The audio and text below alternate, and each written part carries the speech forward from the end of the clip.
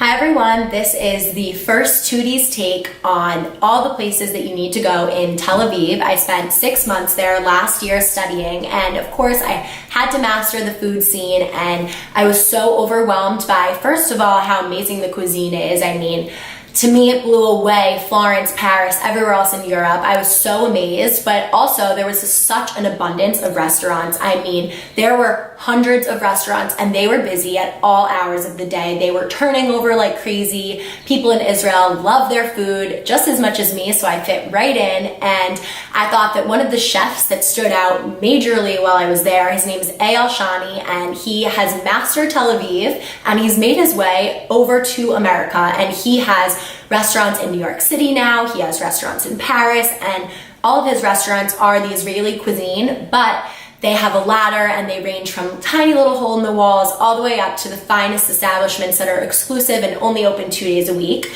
So I'll start and tell you all about them from the bottom to the top. The first one is called Miznon, and that started his trek into the United States. There are 2 locations in Tel Aviv, 1 in Paris and 2 in New York City. And it's Tel Aviv street food at its finest. You go up to the counter, you order, you get your classics like the sweet potato with the crispy skin or a head of cauliflower. I mean, that's probably an Israeli staple food. And then you can get something to satisfy your sweet tooth like a pita filled with banana and Nutella.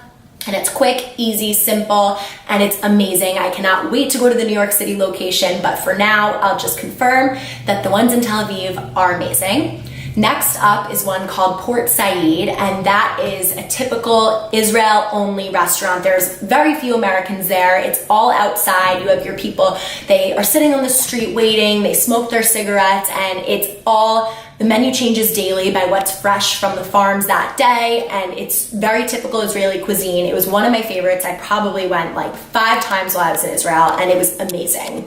On the same level of the ladder as Port Said is a restaurant called Romano, also in Tel Aviv, and it had an Italian flair, and he mastered the Italian flair. He had a cacio pepe pasta, an eggplant parm, but he also had his regular Israeli staples like the sweet potato and the cauliflower, and mastered the tiramisu. It was amazing, an amazing atmosphere. A DJ played there, live music, a great vibe to go if you want to go late at night and hang out, go to a bar downstairs.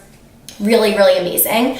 Next up in the ladder is a restaurant called North Abraxas. It is the hot spot. It is amazing to go on Shabbat. The music is great. It's loud. You can sit outside. You can sit upstairs on couches and hang out. Or if you're a small party of 2, or if you go by yourself, you can sit at a bar and you can watch them prepare the food right in front of you. It's so amazing. The music gets loud. You can dance on the tables.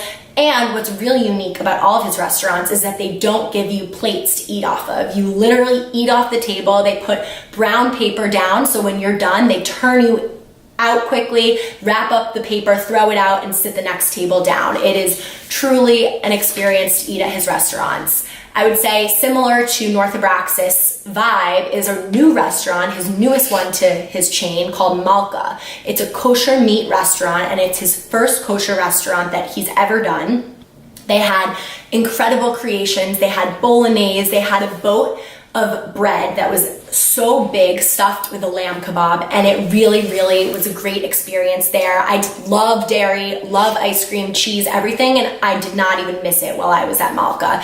They had a schnitzel, which is huge in Israel, like fried chicken pounded so thin, stuffed with mashed potatoes. Yes, I said stuffed. It was stuffed. It was amazing, and you have to go to Malka. If it had opened when I was there at the start, I would have gone 5 times.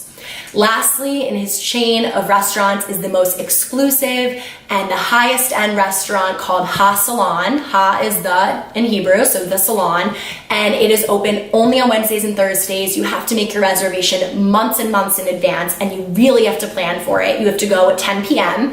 And for me, I'm an early bird. I love my 5:30 dinners, but 10 p.m. is the time to go there, and it's worth it. You go for the atmosphere. They blast music. They blast Israeli music and English American music, and everyone knows the words. You are up on your chair standing for the whole meal. It's truly an experience. Like, it is like going to the theater and you're paying for what you get. And the food is amazing. If you stay late enough, you get to see the bar lit on fire. When I was there, Eyal Shani was behind the counter and you could see him cook. He's truly a celebrity. Everyone was taking pictures of him, with him. It was an amazing experience. And obviously, I consider Israel a destination culturally, for the beaches, for everything. But of course, the cuisine takes the cake. And keep watching for more of Tutti's takes on other places and other cities around the world.